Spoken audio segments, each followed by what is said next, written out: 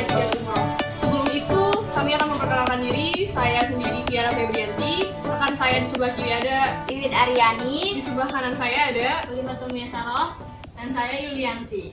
Kami membuat sebuah hasil karya media pembelajaran yang terbuat dari bahan-bahan sederhana. Nah, di sini kami membuat dari kertas karton, styrofoam, dan kita tulis dengan menggunakan spidol. Di sini kita menambahkan beberapa gambar untuk memperjelas anak-anak untuk memahami tentang materi haji dan umroh. Di sini ada gambar Ka'bah, terus di sini juga ada gambar-gambar untuk rukun-rukun haji. Nah, untuk penjelasannya akan dijelaskan oleh materi pertama yang akan disampaikan oleh Yulianti. Kepadanya saya akan mempersilahkan. Nah, di sini Ibu akan menjelaskan tentang pengertian haji dan umroh. Sebelumnya ada yang tahu nggak rukun Islam kelima itu apa? Naik haji jika mampu. Ya, betul sekali. Jadi pengertian haji itu adalah mengunjungi Mekah untuk beribadah dengan tata cara waktu dan syarat tertentu.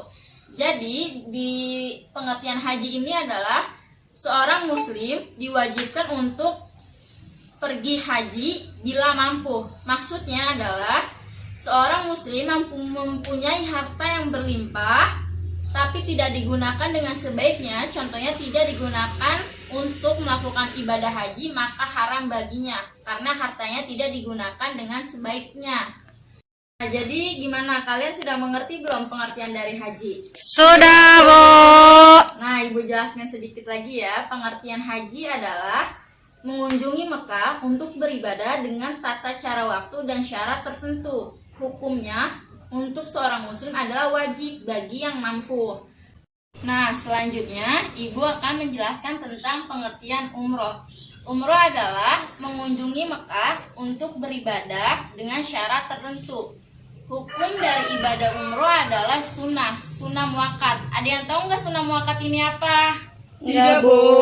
Sunnah muakkad adalah apabila dikerjakan mendapat pahala, tetapi apabila tidak dikerjakan tidak apa-apa. Nah, jadi hukum dari ibadah umroh adalah sunnah bagi setiap muslim. Nih, udah jelas belum penjelasan haji dan umroh? Nah, kalau sudah jelas, kita lanjut ke syarat-syarat wajib haji dan umroh. Materi kedua akan disampaikan oleh rekan saya, yaitu Iwit Aryani. Kepadanya akan saya persilakan. Selanjutnya Ibu akan menjelaskan materi yang kedua, yaitu syarat wajib haji dan umroh. Sebelumnya kalian tahu nggak nih syarat wajib haji dan umroh itu ada berapa? Enggak tahu, Bu. Nah, syarat wajib haji dan umroh itu ada 4. Yang pertama itu adalah balik. Dan balik untuk laki-laki adalah seperti perubahan suara, menumbuhnya jakun, dan sebagainya. Dan balik untuk perempuan adalah ketika dia sedang berhalangan atau bisa disebut menstruasi. Dan untuk syarat wajib haji dan umroh yang kedua itu adalah Islam. Sebelumnya kalian tahu nggak nih agama Islam itu artinya apa sih? Enggak. Nah, agama Islam itu adalah agama yang diridhoi Allah Subhanahu wa Ta'ala. Nah, syarat wajib haji yang ketiga itu adalah berakal.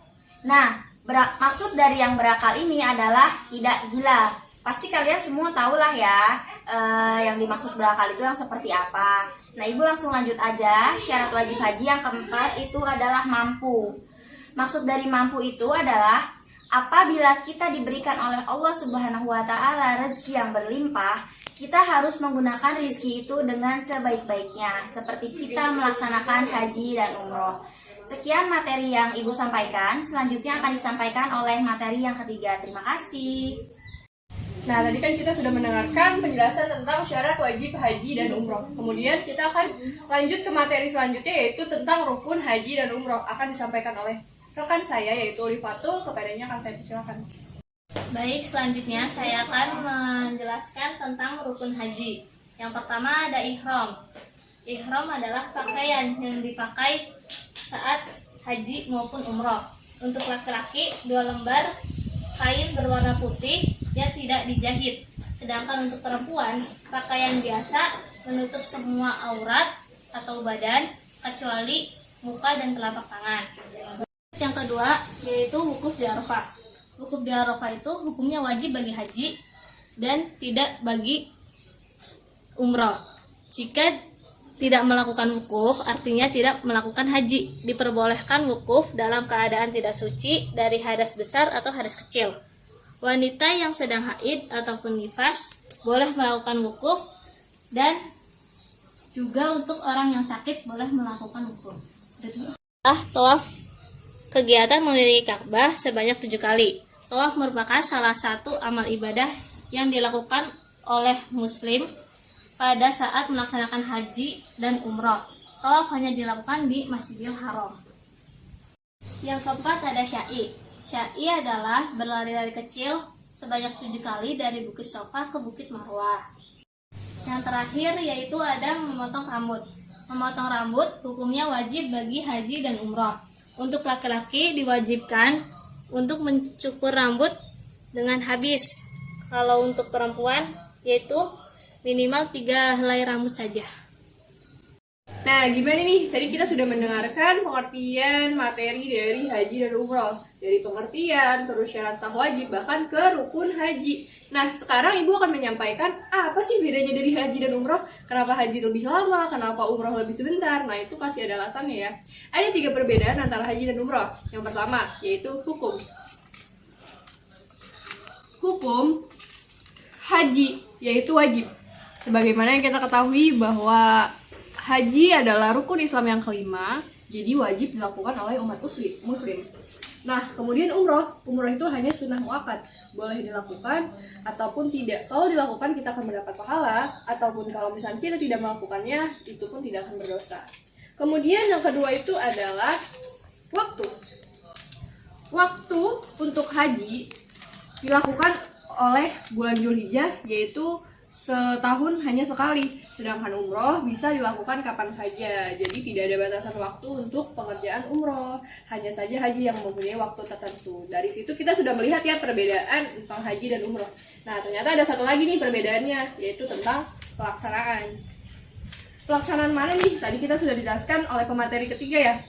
Rukun haji ini ternyata di umroh tidak ada wukuf di Arafah.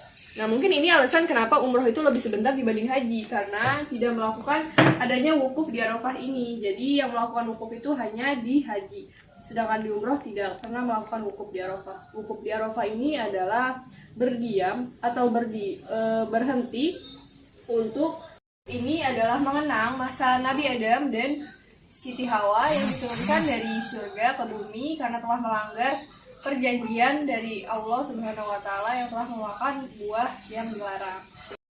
Sekian materi yang kami sampaikan, kurang lebihnya mohon maaf. Wassalamualaikum